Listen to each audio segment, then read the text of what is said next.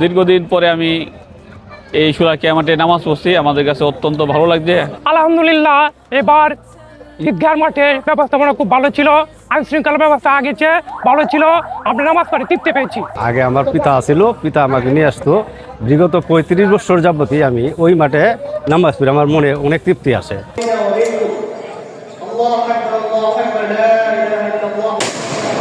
পবিত্র ঈদুল আজহার নামাজ ঐতিহ্যবাহী শোলাকিয়া ময়দানে শেষ করলাম।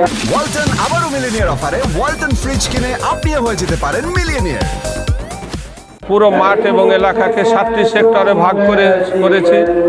ট্রাফিক ব্যবস্থা নিয়েছি এবং পুরো এলাকা নিরাপত্তার চাদরে ঢাকার জন্য CCTV, watch tower, live camera, drone camera, বিভিন্ন ধরনের টেকনিক্যাল ইকুইপমেন্টের সহযোগিতায় আমরা পুরো মাঠকে নিশ্চিদ্র নিরাপত্তা দিয়ে নামাজটা শেষ করেছি।